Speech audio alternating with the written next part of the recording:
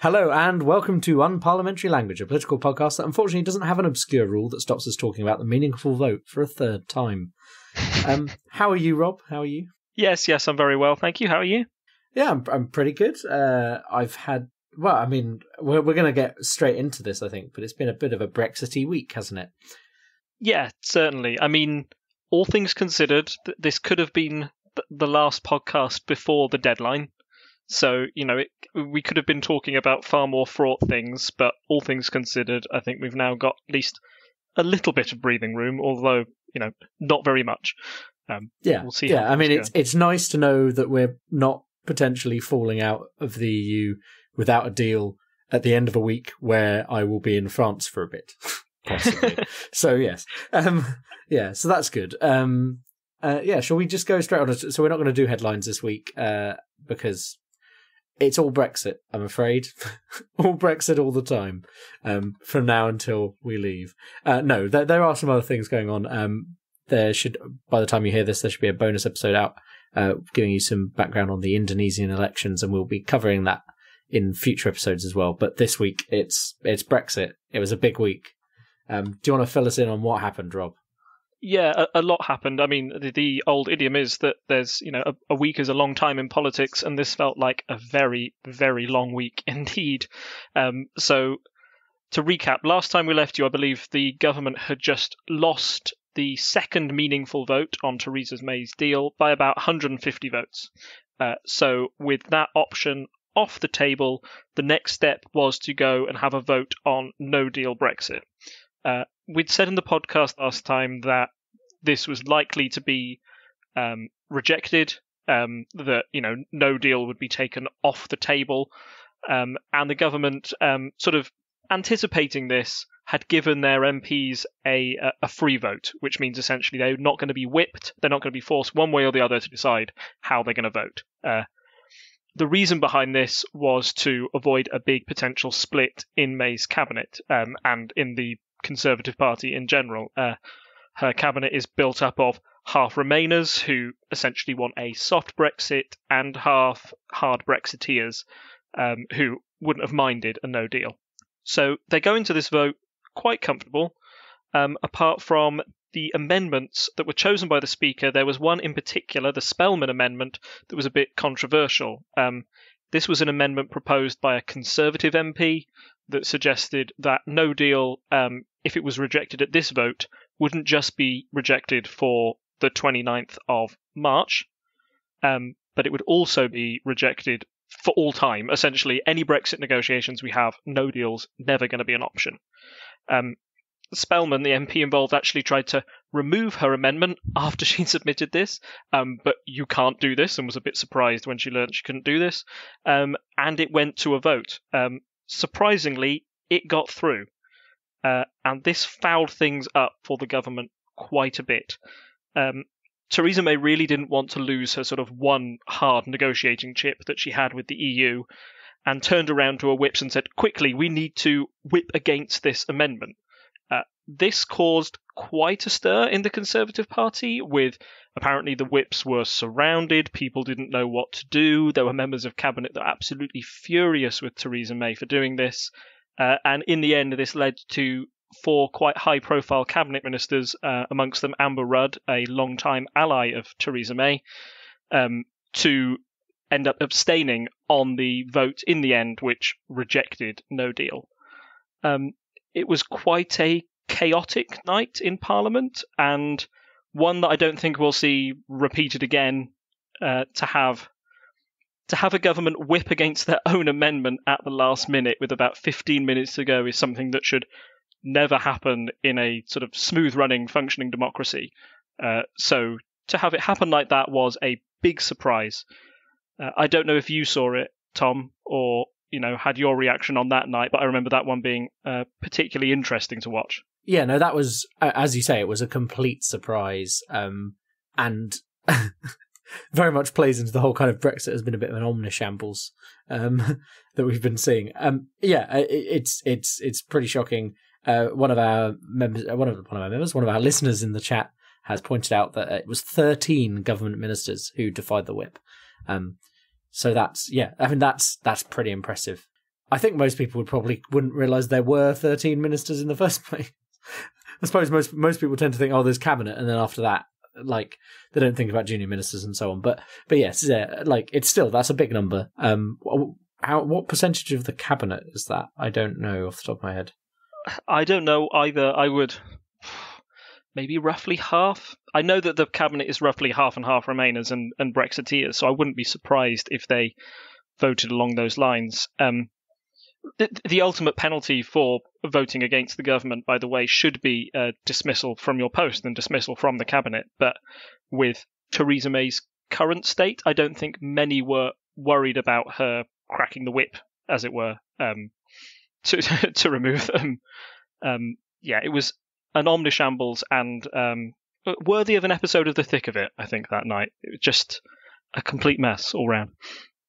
Yeah, no, it was properly, as you say, not mind-blowing, kind of stopped being a thing we could use, I feel, but that was very much feels like that. So we had the Spellman Amendment, and that passed, and then we had, so there was then a vote on whether we should have a second referendum. Yeah, this was always the planned way that May had said these votes would happen. So we'd vote on a deal. If that was rejected, we vote on no deal, and if that was rejected, we then vote on if we wanted a second referendum. So this vote was, I'd say it was more likely the government was going to end up rejecting a second referendum.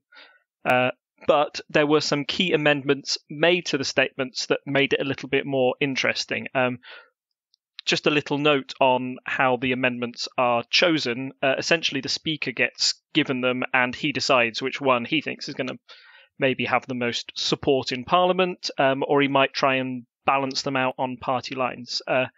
It was interesting in this instance that he accepted quite a lot of positive affirmations, saying, like, we want a second referendum at this date, and he rejected one backed by about 100 Conservative and DUP members of Parliament that said they wanted to take the possibility of a second referendum off the table altogether. That amendment was rejected wholeheartedly before it could even be voted on. So that's the Speaker sort of unilaterally using his power to guide and, set the rules for Parliament. We'll touch more on what Bercow's done later, but it is interesting how his figure is sort of rising in this Brexit process. So the number of amendments were submitted of varying degrees. I think there was one submitted by the Lib Dems and the Independents, which sort of said, yes, we definitely want a second referendum at this date. The most important I've picked out was the one backed by Hilary Benn and Yvette Cooper, which essentially said that if this amendment was passed, it would take the sort of legislative power out of the hands of the Prime Minister and put it back in with Parliament. Essentially, they could hold a series of indicative votes on different Brexit options to try and work out what the will of Parliament was. I just want to go off on a slight tangent because I only discovered this this evening. So, do you know what an indicative vote is and how it's different from a normal vote? Not on a technical, not technically, no. But I'm going to take a hazard as a guess that it's not binding. It's we want to get a feel for what the House thinks. In some ways, like a non-binding referendum of the of all of the MPs in Parliament. Yes, essentially that's it. You're absolutely right. It's time that Parliament sort of devotes to a big session in the chamber to say, right, let's have a vote on 7 different proposals for Brexit, and we'll see which one can actually command a majority. If any of those command a majority, then that's not binding, but it certainly gives Parliament an idea of how to proceed. The BBC have written an article on this, which I will just copy into the chat, that explains it very well and brings up a couple of the problems with this indicative vote process. Essentially, there's a bit of politics in this as well, by the fact that a lot of people don't want their amendment or their indicative vote to go first, because what's happened with Brexit is everybody rejects the first thing on the table, and you're sort of left with narrowing it down until the last one. Everybody's like, oh, well, okay, if I must, I'll approve this. So they are trying to avoid that scenario, maybe by having people voting on, 6 or 7 amendments at the same time to avoid that sort of filtering out. But there we go. That's what we've had in chat saying there.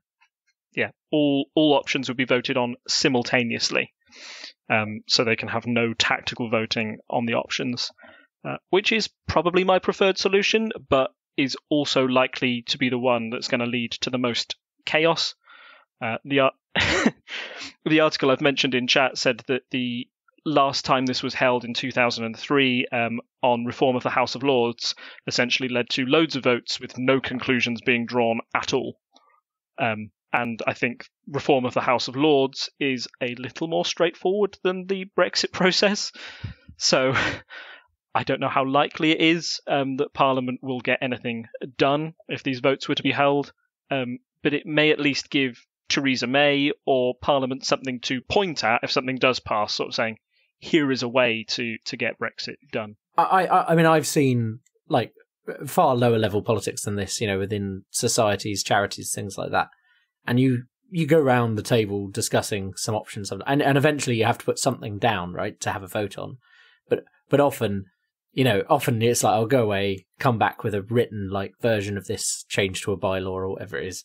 And this just seems it seems inherently chaotic. And with Brexit, it's going to be, nearly everyone has their own vision of what Brexit should be. Would there be a limit of how many options they would have to vote on? Are they trying to group things by broad categories? Because some people have very specific ideas. I don't know how that translates to what the MPs would pick. But yeah, I have no idea how you'd even go about organising that correctly. Yeah, I think if I was organising it, or at least knowing the options that were on the table for people to put forward for an alternative to the current deal that May has, you would probably have a ERG motion. Jacob Rees-Mogg has already outlined what they would do in a Brexit scenario if they were to get a deal. I think Labour also has a fair idea of what it wants.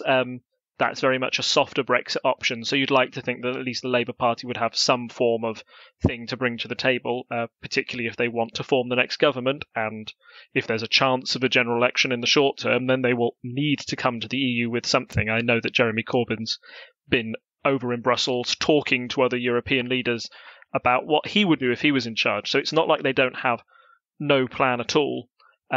You could also pull a Christopher Grayling and just copy-paste something and pretend it's your own. So something like a Norway deal or a Canada deal, something that already exists with another European state that works. You could just say, we'll have what Norway's having, please.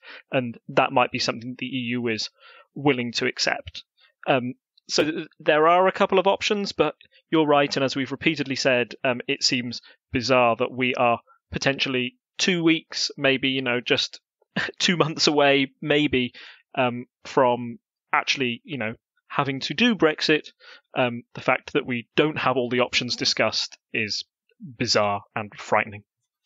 Yeah, there's a very good graphic in the chat that explains where we go from here. Just to get back to that vote on the second referendum, the Ben Cooper amendment was rejected. Essentially, once that was gone, then the vote was gone. There was nothing worth, there was nothing that the opposition could vote for anymore.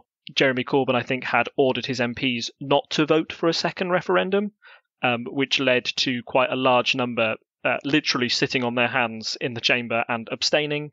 It is worth pointing out, though, that it wasn't just Jeremy Corbyn who thought it wasn't the right time for a second referendum.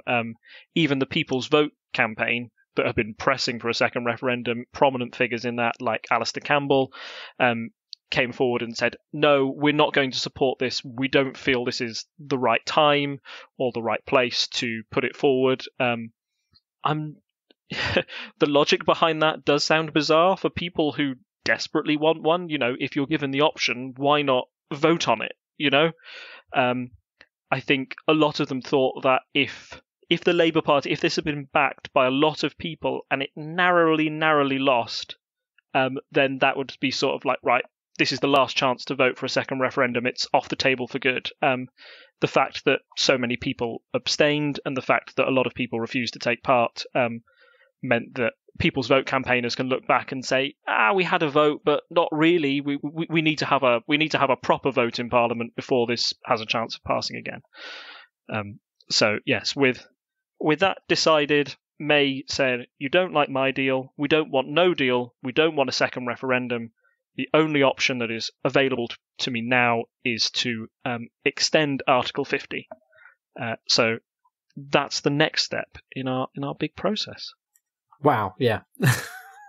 Like, we've got this far, and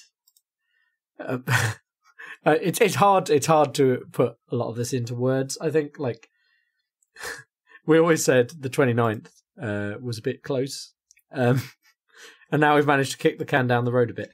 Do we want to talk a bit about the actual process when Theresa May was basically locked out of a room for 5 hours while...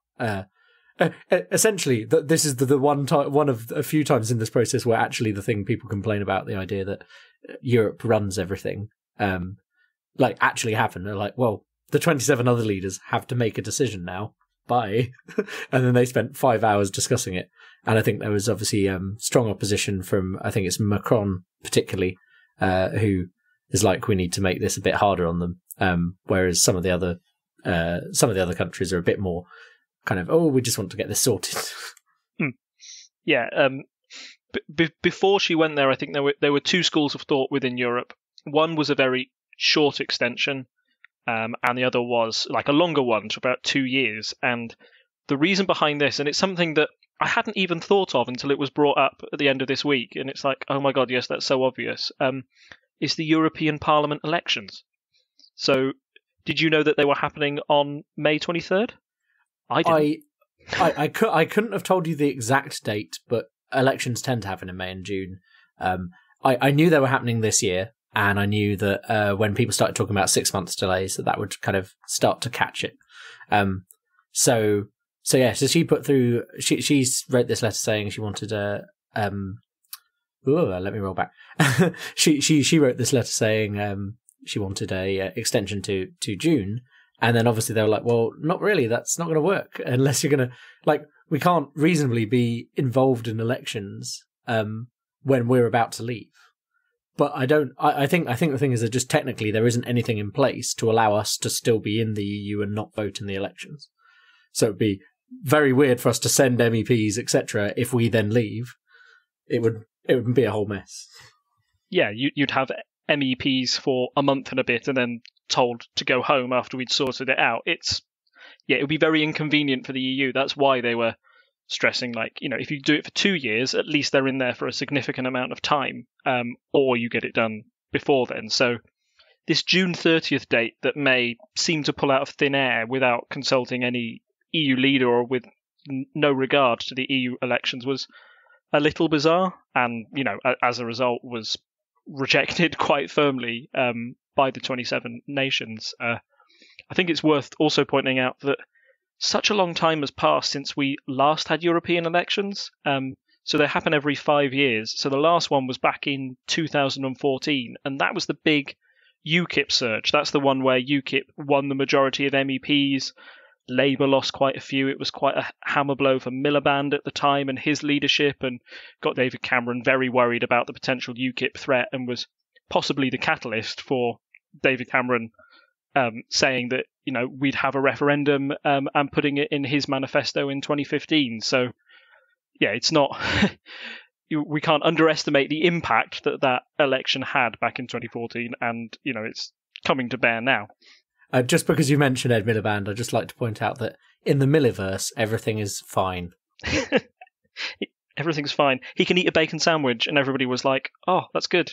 Let's blow it over. Amazing. It's amazing. It's a butterfly effect and all of that. If you can't eat a bacon sandwich, the entire political system comes crashing down. Yeah. So we've got Theresa May in Brussels arguing for an extension. This provided some quite embarrassing moments for May, including one that was widely reported in papers, which was the EU leaders saying, "Right, so we're going to give you these dates if your deal passes. Just so we know, what's your plan if your deal doesn't pass Parliament?" And apparently they were met with stony silence. and, followed by excuses. They asked her again, she gave them the same answer. They asked her again, they gave the same answer, and they were eventually forced to say, we take it that you have no plan, which is pretty embarrassing for any political leader to have, but true. And that's what led to Theresa May essentially being locked out of the dinner that she was meant to be having with EU leaders, where 27 countries essentially bashed out when the UK would leave the EU, or the deadline set for us leaving the EU, over a duck à l'orange. While Theresa May, I assume, just ate her spam lonely outside, preparing for a no-deal Brexit. Wow, what an image. So we got 2 dates out of the process, essentially. April 12th, which is the date which, if Theresa May gets her deal passed through Parliament, that's when we'll leave. And the other one is May 22nd, which is the day before the European elections, and gives us a little bit of breathing room for us to explore other options if May's deal is rejected for a third time. I mentioned Bercow earlier. Did you want to quickly fill us in on what Bercow did, which makes it unlikely that Theresa May's deal is going to pass for a third time? Oh, yes. So this was... this is interesting because, as we've touched on in some of our silly season episodes, and I suppose in most episodes since, our constitution isn't written down. It's more of a series of guidelines as opposed to actual rules. There's a lot of things that are kind of tradition within Parliament. And you mentioned earlier the Speaker chooses what amendments get tabled. Well, he said that he would not allow Theresa May to put up a third, meaningful vote 3 can't happen, essentially, if she just presents the same deal. Because we're just voting on the same thing over and over again, which of course has led to multiple tweets and memes around the internet of, they're allowed to vote multiple times on this one thing, whereas we're only allowed to vote once, which ties into like the idea of a people's vote, and the People's March we'll get to later. He basically said, no, I'm not going to put it unless it's substantially changed. What his definition of substantially changed is, we don't know, I don't think. I don't know if you've seen, has he made any comment on that? No, I think that is up to debate, and again, it shows the power of the Speaker in this case. Of, it's up to his interpretation. People might see his interpretation as a little flawed or biased. I would say that he certainly hasn't made any friends amongst Brexiteers during this whole process. There's a lot of people who might take issue with him being the ultimate arbiter of all things Brexit, and particularly has been quite effective in frustrating the PM in getting her will done. I'm going to drop a link in the chat now, and that's another one for the show notes, which just outlines the options that Theresa May have to, get around the Speaker's deal. Like you mentioned, the Constitution is made up of lots of little bits here and there, which means that it's not the most rigid. Theresa May can find a couple of loopholes. So she could change the rules, she could try and change her offer or change it very slightly, or maybe another more controversial move was changing the Parliament. So we are in a certain session of Parliament, which is started by the Queen's speech. Theresa May could talk to the Queen and convince the Queen to shut down this current session of Parliament and start a new one. So, no, don't worry about that last session. Forget it was a little bit short. This is a new one entirely, so off I go with my same vote again, which would be technically correct, but again, might cause a constitutional crisis because the Queen might not want to be seen to take sides in that matter. She would have to firmly pin her colours to the Theresa May mast, which the Queen has always been quite... she doesn't want to get involved in politics that way. The Queen is meant to be an apolitical figure. So it's not all over for Theresa. I think the... I mean, I've seen a lot of articles this weekend about her being pressured to resign, so it may all be over for her, not necessarily her deal, though. We'll see what happens. Yeah, I mean, it's not over by the fact, like, she's got 2 weeks. She's probably got until April 12th.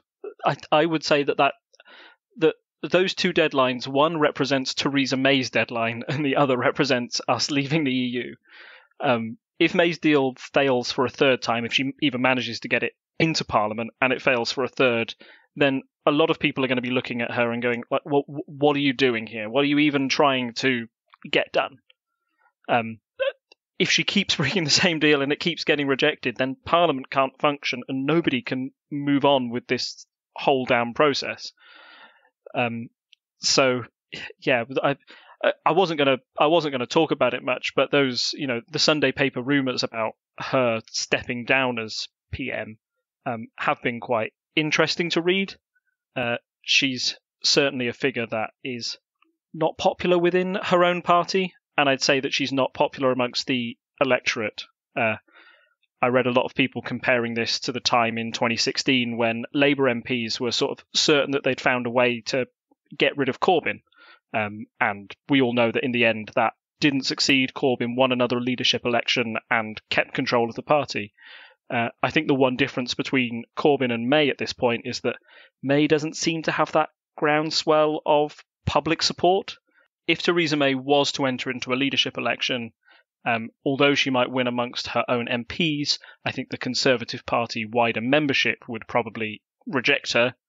And maybe more importantly, Parliament sort of burned up all their chances to remove Theresa May through the law. So the Conservatives tried to remove her. That failed, meaning that she had at least another year before she could be challenged again. Parliament also tried to remove her through a vote of no confidence, and that also failed. And I think if there's one thing that we've learned about Theresa May is that she won't do something unless she absolutely legally has to. She's repeatedly sort of ignored non-binding votes from Parliament, about no deal. She still threatened no deal, even though Parliament was, quite comprehensively against that. She doesn't seem to be a woman to resign, even when all the signs, and I mean literally all the signs, are pointing to her to resign. I've never known a Prime Minister to cling on to power in quite this way, shape or form. And if politics was normal, if we were in normal times, I still maintain she would have been gone months ago. However, we are trapped in this hell where one person just won't move. They won't go, Tom. They won't go. Why won't they go? I suppose a question I'd like to throw at you here, though, is presumably the reason she wants to hold on to it is she thinks she's shown her stubbornness at her speech last week. That, firstly, it's a lot of gall to call a nationwide speech, delay it for 15 minutes, which I know happens fairly often. But we were tuned in, a bunch of scout leaders while the scouts were doing something. We were on a laptop in a back room, trying to watch it. So firstly, that's irritating that we had to wait for it to actually happen. But then it was a speech full of nothing other than basically blaming it on all the MPs, as if she'd forgotten she herself was an MP. But that's kind of by the by. The thing about that speech was that she blamed the MPs, the exact MPs that she had to convince to vote for her deal, which seems a bizarre negotiating tactic and may explain a little of why we're in the position we're in. But sorry, anyway, carry on. Yeah. But my question to you is, who else could do it at the moment? So let's say there is a way they can oust her, then. I don't think there's anyone in the Conservative Party who jumps to mind for me as someone who would be a reasonable person to put there. There are a few people like Kenneth Clarke who I think are quite reasonable. He actually was on an episode of Intelligence Squared fairly recently where he was like, look, I'm a Remainer, but I've seen the people voting. I've come to this kind of, midway point on it. And, I'd be willing to support some kind of deal, just not that deal. But, I don't think he's in the limelight enough to be someone who would be picked by the Conservatives to lead them. So, who else could do it, I suppose, is the question. Who would you put down as a suggestion? Because I know the papers were suggesting Gove, and that sounds like an even worse idea to me. Yes. The Conservatives' secret weapon is Michael Gove, which... He wrote about it once in the Times, so therefore he can do it. He did.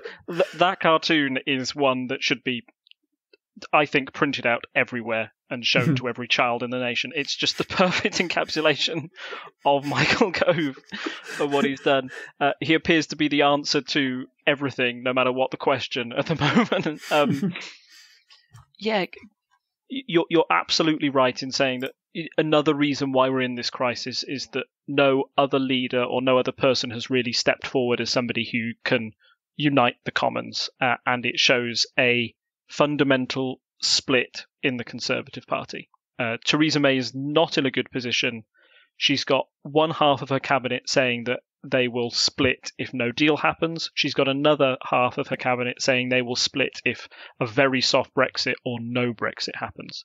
So either way, the Conservative Party appears to split at this moment, which is very bad, and nobody's coming up as, the person to unite the party. That being said, although I've said this in the past, and I acknowledge that Theresa May has a very difficult job, but this has happened on her watch. She's done very little to stop it and has really struggled and seems to have done very little to try and keep her party together. So that being said, maybe the best option for the Conservatives is to take the hit, get a leader who at least stands for no deal or a softer Brexit. They need to stand for something rather than what Theresa May's standing for at the moment, which is a weird compromise that appears to annoy everybody, and then see where it goes. I know that we've talked about the two deadlines. If that April 12th deadline fails, then a lot of people within the Conservative Party are preparing for maybe a general election to happen in the time that remains. And that might be the one thing that Parliament can vote on, and the one thing that would at least change the conversation or move it on when it comes to Brexit negotiations. Everything seems to put us at a different impasse. Each thing. Yeah. There's always some other spanner in the works or some other problem, and I'm not really sure where things are going. And yeah, I mean, that kind of leads to being frustrated about things and not really having a good way of showing that necessarily. Probably leads into our next topic, which is discussing the Put It to the People's March that happened on Saturday, i.e. yesterday. So I know you attended. So when did you... So the first thing I'm interested in is, when did you make the decision to attend the march? Was it before all of this happened, or was it sort of as a result of the series of votes that appeared the week before? So I would have probably gone on prior marches if I'd been free. As you know, I'm often quite busy at the weekends, packing in all this stuff with scouts and so on. So there are previous marches that I would have gone on because I knew some people going, and I wasn't able to. And this time around, I felt quite strongly that I should go, because I knew a lot of my friends, like my housemates, were away. A lot of people weren't around in London, and I was like, well, I should go, kind of almost as a representative of my friends who I know can't make it. And I had a few people posted out on Facebook, oh, are you thinking of going? Like, a general kind of, is anyone I know thinking of going? And I responded to one of those, and they're like, oh yeah, I'm going, and so are my mates, and we've got a group chat. So it was very like a kind of our small group of people I know from the southwest of London, who decided to go. So we had a good range of people there. I mean, these are all people I met from the University of Surrey. So they're it's a range of people. We have some working for the NHS. Myself, obviously, an MR physicist. We had computer programmers. One guy who's doing a master's in international monetary policy and wants to go work for the Bank of England. So quite a range of different people on that march, and it was interesting. I've never done something like that. I've never seen the tube quite so ridiculous, trying on just one line, because everyone was trying to take Jubilee from Waterloo. It took us they're every minute, but it took us a good 10 tubes before we could get on. Jeez. It was properly but only for that hour while everyone was getting there. It was kind of crazy. But yeah, I was free this weekend, and I'd had an email from the Lib Dems being like, oh, do you want to come along? You can sign up and come with us. And they were meeting at 11, and I was like, that's quite early for a thing that starts at about 1. So I decided, and they were doing placards. You could, branded Lib Dem ones, you could guarantee you got one for a small donation. And I was kind of tempted with that, but I don't know any of the people within the local Lib Dems. So it was kind of like, I was like, I'll probably pop along and I could join along with them. But it's much more doing one of these things on your own. I'd be impressed at people who do that. I mean, if you feel very strongly, sure, but walking for like 5 hours without people to talk to might be a bit trying. And by going with people you have a built-in group to chat with. So that was good. Tons of people I know went, but like none of us could communicate because, as you saw in the video I put on Instagram and on the page, which I had to upload afterwards, there was just 1 million people will break the internet. So there was just no internet. Occasionally I'd get a message. I couldn't get onto Discord. I would occasionally get like a WhatsApp message or a Facebook message through, and basically nothing else worked once we hit Park Lane. Gosh, was it? You mentioned that there was a lot of people that it was quite varied. Was that just in case of sort of the age of the people there, or the political persuasion? Because this march was meant to be just for a people's vote. Were there any Brexiteers present at all? Were there any there sort of saying, yeah, bring on a second vote, let's go and win it a second time, or was it just predominantly Remainers? I mean, I didn't chat with like everyone we walked past. I got the feeling the majority of people there were Remainers. There was one guy who had got himself a small stepladder, and he put himself up this small stepladder. He was dressed very garishly and was saying, like, I can't even remember what his placard said, but basically his placard said something along the lines of, we can't oppose the will of the people, or something like that. And basically everyone laughed at him, as we walked past, kind of thing. Oh, he's like the one person here opposed to this massive group of people. So, I think that there was a wide range of ages, political parties. I mean, it wasn't, it was cross-party. As I mentioned, the Lib Dems, we were near them towards the end because we kind of stopped at one bit and we got near them, and they were being recorded, I think, for TV. So they had a guy like leading chants. Obviously, there were a lot of Labour posters in the crowd. There were Tories as well. There were two brilliant I suppose, I don't know if you'd call it cosplayers when you're talking about politicians, but there was one guy dressed as Boris, pulling off a convincing Boris with a Tories for another vote. And then there was a very good Theresa May costume as well, about halfway round. It was very interesting to go, because this is the first time I've gone on a march. And I suppose maybe if I'd been old enough, I would have been on the Iraq War one as well, which is the only one that I'm aware of that was bigger than this one. This is definitely the biggest one since that march. It was a good experience. Like, I spent 5 hours walking very slowly from Mayfair to Trafalgar Square, but I felt great doing it. There was some people were saying this had less of a party atmosphere than the previous ones. Like, I feel like it was a bit serious. There was music going on, but not many people. Like, there were a few people who might have had a drink with them or something, but most people were just happily walking along and waving their flags. Every now and again there'd be a wave of cheering. I actually caught it in the video because it didn't happen all the time. But every a cheer would like work its way down this like 5 mile line of people, which is pretty impressive. It was so weird. And I had to ring in the internet at one point because, as I say, the internet was down. I had to ring in and be like, call up someone, because the phone signal was fine because no one was actually ringing. So you could text and ring, but no 4G internet was working. So I rang up and was like, okay, 2 things. What's the status of the petition? Because we wanted to know when it broke the barrier of and became the most popular petition ever. And also, are there any estimates of how many people are here? Because we'd heard hundreds of thousands, which, but when you're in the thick of it, surrounded by a massive crowd, you can't see the edges of it. But on a London street, that doesn't necessarily mean anything. I mean, we knew it was moving slowly because we got some messages saying that the back still hadn't kind of properly started. But yeah, it was that when we found out there was estimates of 1 million people, we were like, oh wow, okay, this is a big. I mean, we knew it would be a big deal, but it's a big deal. I mean, that's about a 70th of the UK population in one place. It's kind of crazy.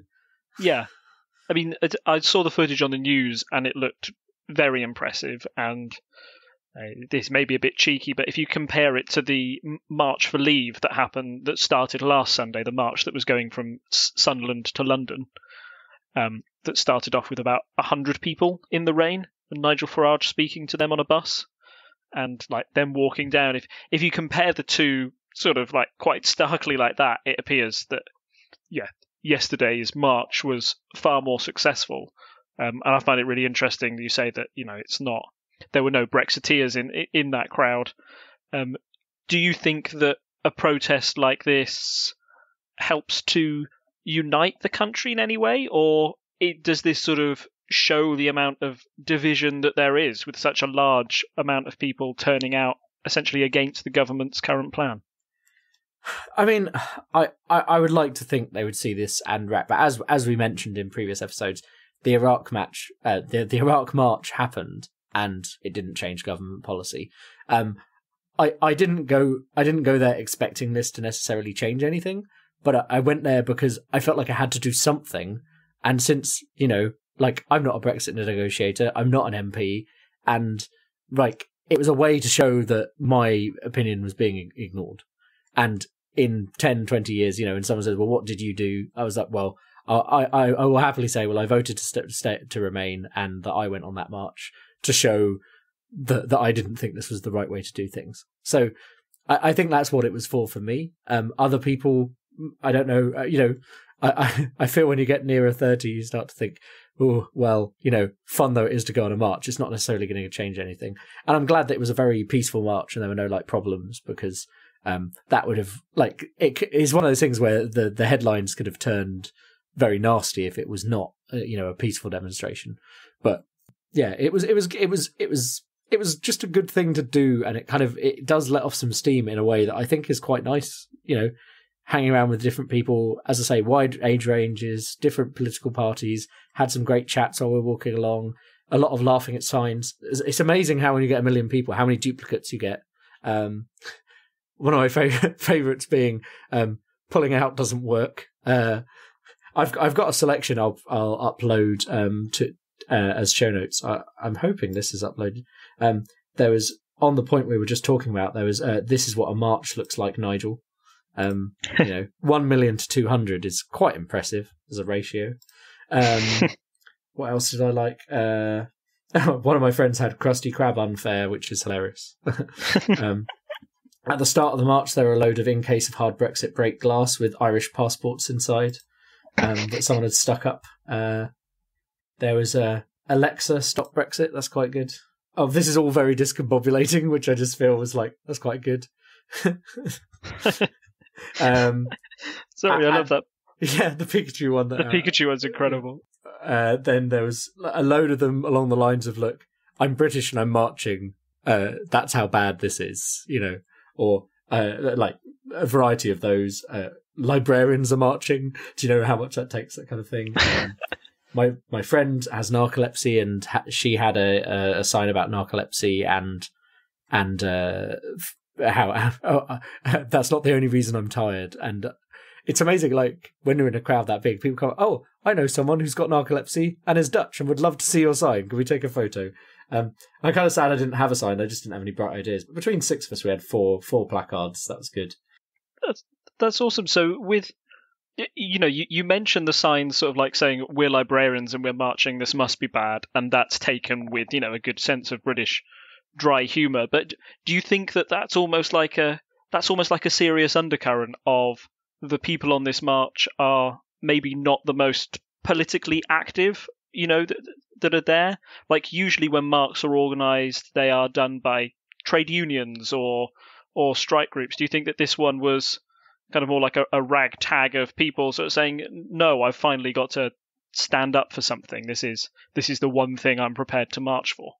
Yeah, I definitely got that impression, and I think that's why it was so big. I didn't speak to anyone who said they hadn't voted in the actual referendum, unless it was someone who was too young, because there were a lot of young people there, obviously. But it was, it very much felt like a diverse group of people who wanted to just be like, no, this is not what we want, and it's clearly going badly. And I feel like, back to your question from earlier, I feel like had the shambles we saw over the last few weeks not happened, there probably would have been less people on that march. Like I feel that has to be true. That I don't think they'd have got this number, and you've seen it go up with each of these marches. I think the first one was a few 100,000 that happened, I think, over a year ago now, or maybe. But like again, like the process wasn't really.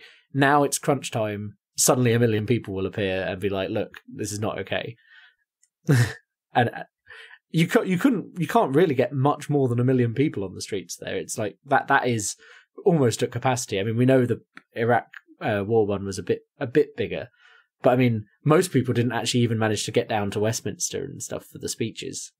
The speeches were long done by the time we got down to Trafalgar Square. So you missed the speakers down at Trafalgar Square and Parliament Square. I was going to ask you about those because it's quite interesting, the selection of politicians who chose to attend and those who didn't. So at the start of the march, I believe they had Sadiq Khan, Tom Watson representing Labour, Vince Cable for the Lib Dems, and I think pretty much every independent group MP was there because this kind of, their deal. That's what their whole point for existing, yeah. Yeah. But maybe most notably, Jeremy Corbyn wasn't there. Having a look at his Twitter yesterday, he was in Morecambe promoting the local elections, which are happening next month sometime, apparently. Which, again, is another thing where I'm like, oh, are they? That's interesting to know. So, yeah, what's your opinion on that? That maybe the main political players or those who could have the greatest say in changing the direction weren't there to attend the march? I mean, I think it's frustrating when you want something to happen and these kind of big players, like as you say, Corbyn. I mean, we're not expecting Theresa May to turn up at that march, but it would have been nice to see Corbyn and people like that there. But I think that's kind of the problem. Like that's why people are getting frustrated at him. There was a fair amount of anti-Corbyn signs. Like not necessarily full on get rid of Corbyn, but like, he needs to make up his mind and listen to us kind of signs, which were presumably held up by Labour voters. I mean, I don't know. I didn't go and interview them all. But I think it's a shame, but it's not unexpected. And again, I think like I went along because I needed to do something. As I said, I don't necessarily expect this to change anything, but I definitely feel a lot better for having gone, and the sense of camaraderie. Like when you're being ignored by what's happening, it's great to it's great to like go and do something like that. It shows that it's not just a few people who are annoyed about this; it is a lot of people, and I think also it shows that to the rest of the country as well. People who couldn't make it but voted Remain and are like, and we've discussed this before with the deal. Like, I have been willing to, while I voted Remain and would love to stay in, if we could just click our fingers and make that happen. This vote happened for some complex reasons that involve people being feeling like they weren't having their views aired in Parliament and so on.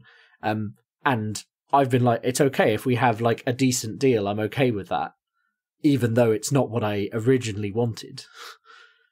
But it seems like the process has been such a shambles that I don't trust anything they're doing now. And I think that's the point I've got to. Is like, if they'd gone and done a deal, said, oh, we'll have a 3 years to like, not immediately invoked Article 50, which already worried me. But then, if we'd gone and got a deal, it come through and it passed Parliament, I'd be like, okay, it's not what I chose, but it's better than no deal. It's better than, I'd have to deal with it, essentially. I mean, we'll have to deal with the outcome, whatever it is. But I think there are certain outcomes that I would very much like to strongly say, let's not do that, please. And no deal is one of them. And yeah, it was a way of venting that because I can't really put it all into words. And going for a march and shouting some things and joining in some chants definitely makes you feel a bit more like, at least you're not the only one screaming into the void. Yeah. Well, yeah. Well, I mean, this is a throwback to another podcast, but welcome to the world of sports. That's what it makes you feel like. Join it. Supporting Coventry City is like screaming into the void sometimes, but never mind. talking about screaming into a void, I think that's the way. So we've touched on the petition as well, and I think I explained that to one of my friends.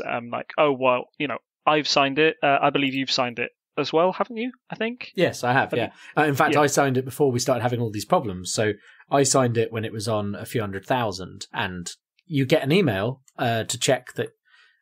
Because one of the things that's been appearing, that there was a bit of kind of anti-petition propaganda going out during the week where people were saying, "Oh, they must just have these bots doing it." The thing is, there's the BBC did a very good article on it actually explaining that that there aren't bots doing this because this is actually essentially the gold standard for how you run a petition. You have to have a known postcode within the UK and then have a registered email address. And various people being like, "Oh, look, I can just send as many things as I like." But that's not how it works, because you're only allowed to use a unique email address once, and you have to have a valid postcode. I'm not saying it's impossible to game that system. It's very hard to do with bots. So yeah, when I did that, I got my email almost instantaneously, and a few other people I was chatting to about half an hour later were like, "Oh, I still haven't got my email," and it took some people a day to get their email through just because of the sheer amount of signatures going through. And it's still rising. We're over 5 million now. So that's, I think 4.2 was the previous one, which was the Brexit. The one directly in the wake of Brexit, yeah. Yes, but it was actually set up by a Brexiteer because they thought they were going to lose. It was one calling for a second vote. And then obviously loads of Remainers jumped on it as soon as the result was known. But this one has achieved this in a week and a half, whereas that took 6 months to get 4.2 million.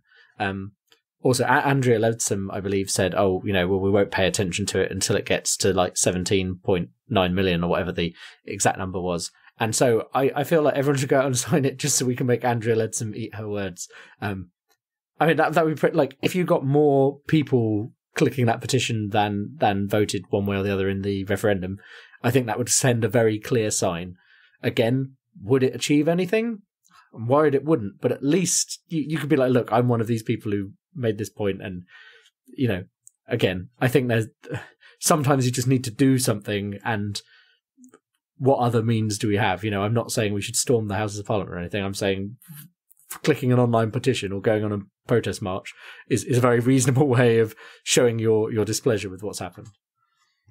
And I think what's really shown is the number of people. I mean, it is about number and it's about engagement. So much of politics is about, we live in a democracy where anyone can vote, but a lot of people choose not to, or choose not to get involved because they feel that they don't have the knowledge, or a lot of the time it's the desire. And I always think of politics as almost like a series of gates. It's very easy to go and vote at the general election where you've got the most knowledge or the most incentive to do so, but it's harder to sort of go on a protest march, and then it's even harder then to sign up to a political party and actively campaign when so many people are doing other things with their lives. It's got to be it's passion or something you really want to devote to. So when so many people from all over the country decide enough is enough, and no, I'm going to take time out of my weekend to make the coach trip to London to go on this march for 5 hours of my time. Like you mentioned, you're usually busy most weekends. That shows the amount of frustration that's built up.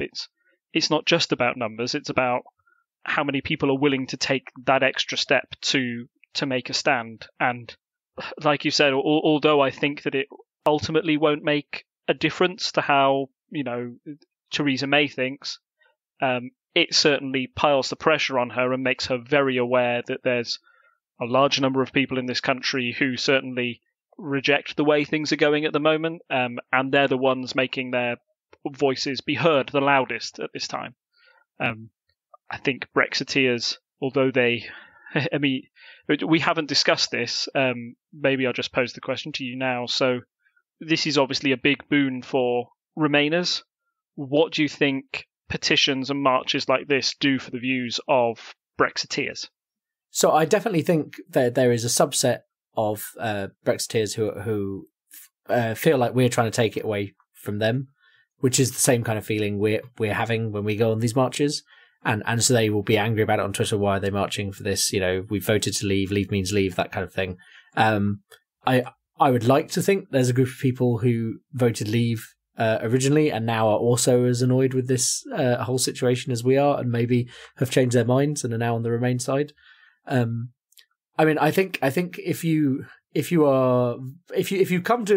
your mind up based on information, whatever information you've used to come up with your mind on something like this, I don't necessarily think seeing this many people protesting is going to change your mind. You know, if it was literally 2/3 of the country marching on the streets, then maybe that would change your mind, because you'd be like, oh, actually, but you know, they won the vote in 2016. I don't think it necessarily is going to have much of an effect on them. And also, again, there will be a subset of that group of people who will feel like they're being ignored if we get our way by managing to stop this. So it's a very complex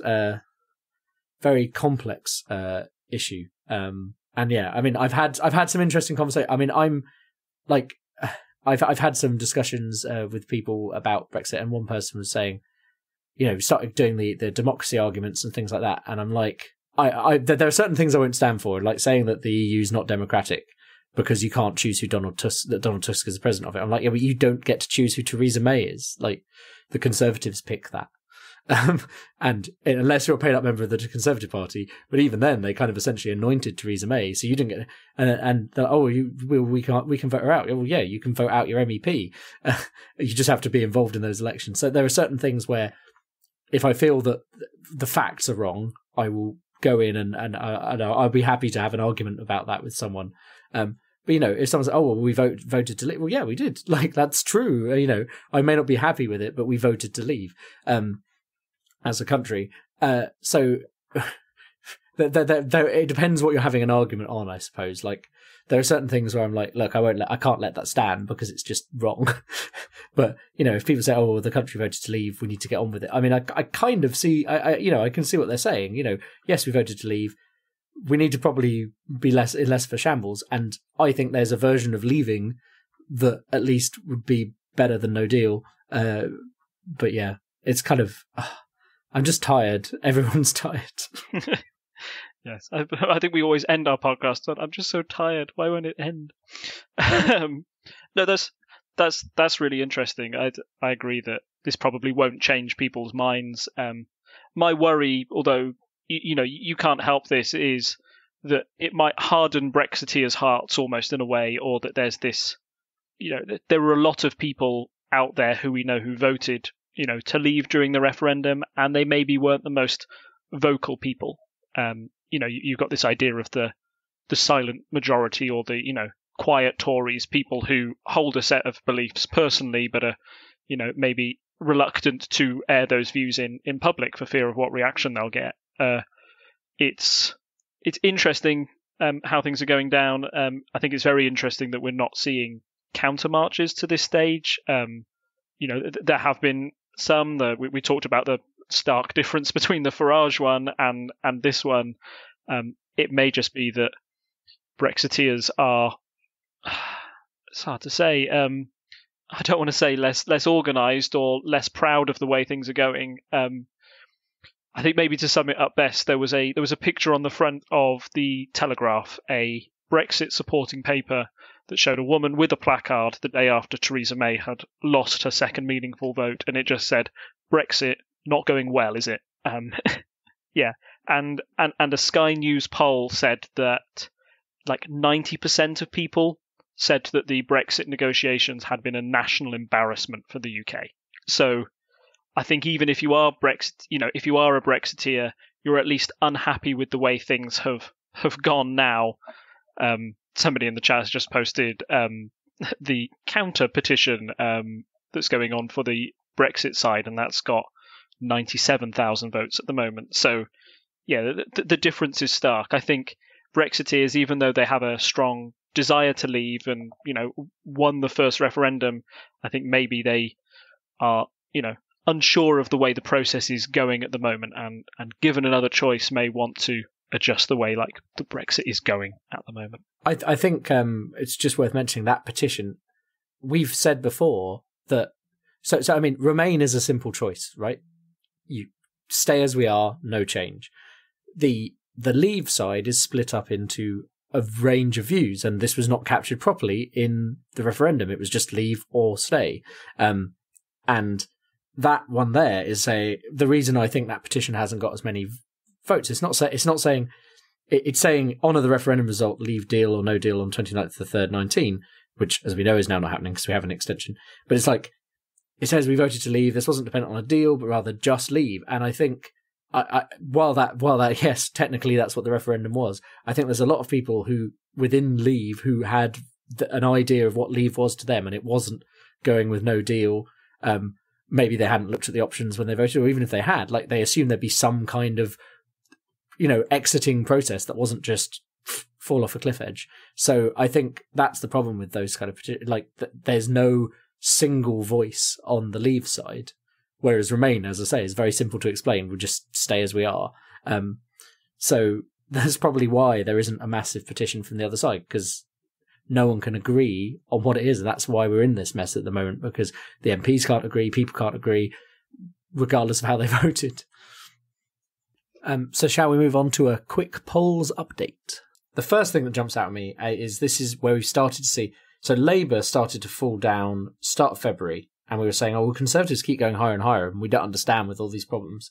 We've started to see that turn against Conservatives as well. Now, Labour are still dropping as well, but the Conservatives have finally started to have a drop. And you'll see there's a rise in Greens and UKIP at the bottom. Lib Dems have kind of plateaued. So that's interesting that finally all of this mess is starting to hit the Conservatives' polling numbers, which I'm still surprised it took this long. But it's interesting. I don't know if Labour looks like it's starting to slow down, but they're definitely below at the moment on the average. If you look back, last time we mentioned this +10 Conservative poll, the following poll after that was Survation, and that was +4 for Labour.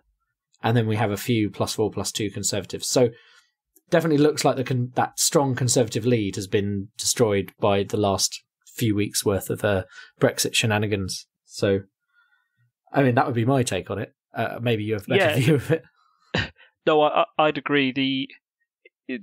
The Conservatives certainly haven't shown themselves to be a united party, and certainly not a competent party in government. So that's going to shake a lot of people. And my suspicion is that, where I wrote off UKIP as dead a few months ago, particularly after their appalling showing in the local elections, now with no deal becoming more of a possibility, and with there's a lot of easy rhetoric that those on the right can use about a betrayal over Brexit, or look at all the MPs who are messing this up. By the way, UKIP doesn't have any MPs. If we were in there, we'd sort all of this out. They can use that narrative to try and gain a little bit more popularity, and that's always going to leak votes from the Conservative Party mainly.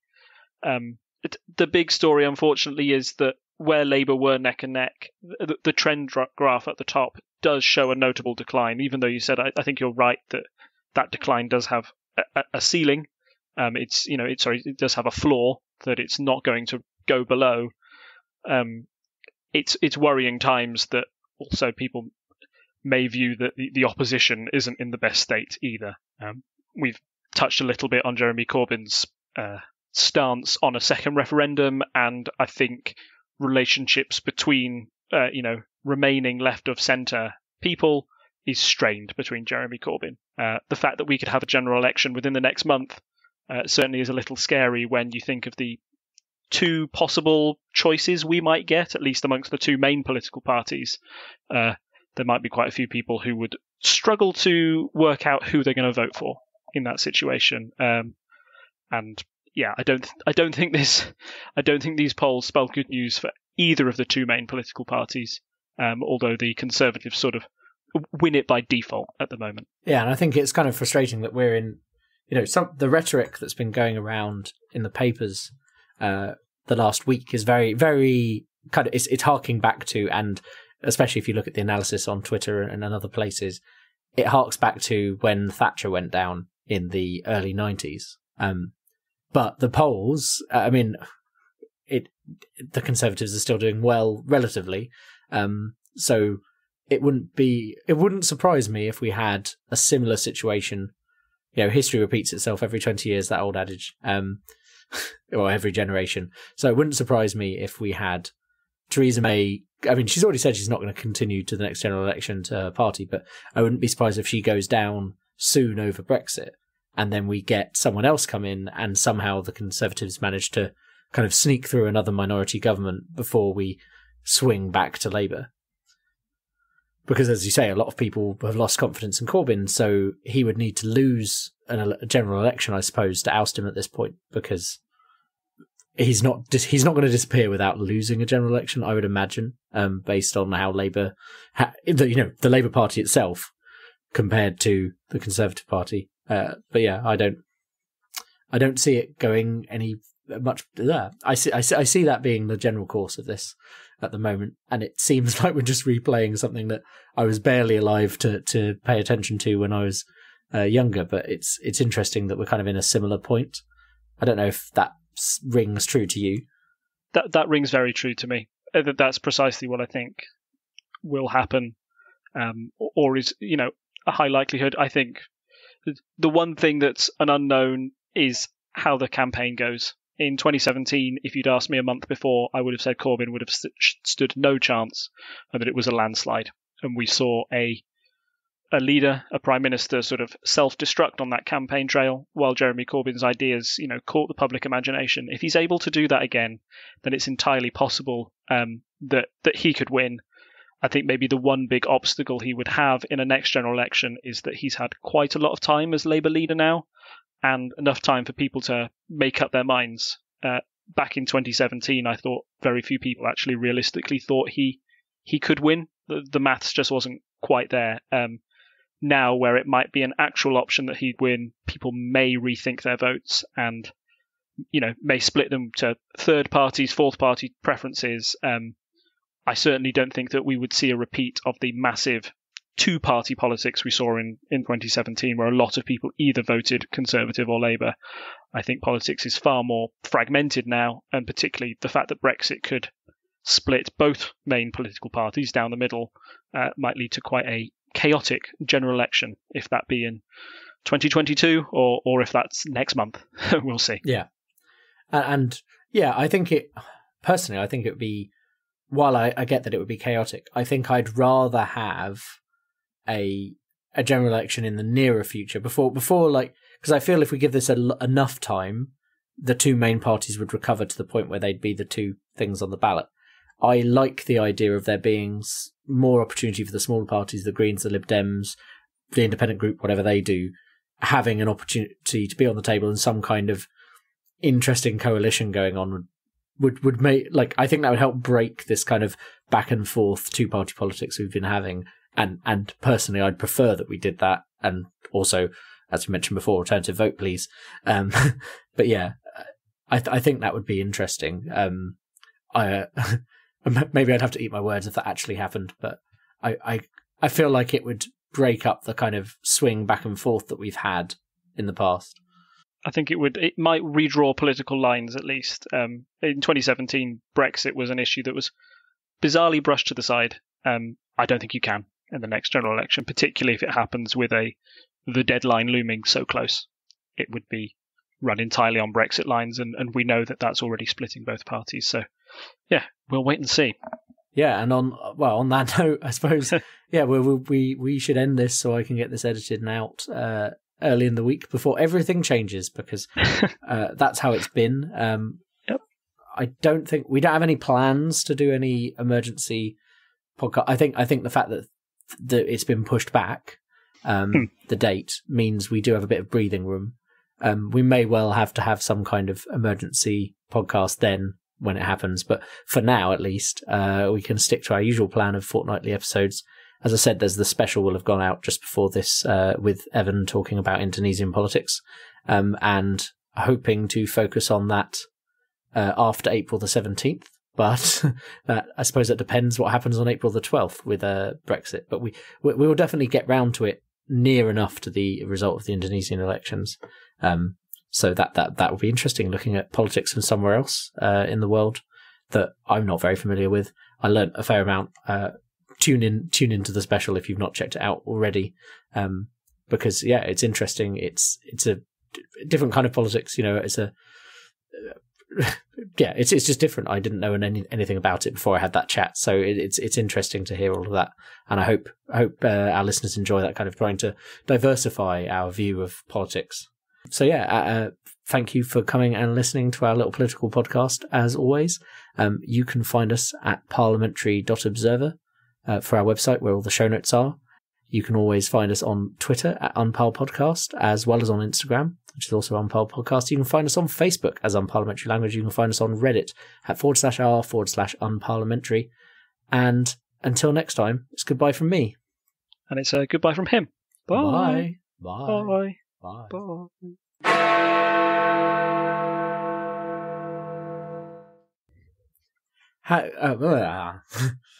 Yay! Off to a good start. I need a run up to the the intro this week. Clearly. Okay, there we go. It's time for more filler music. Doodly doodly doodly doo.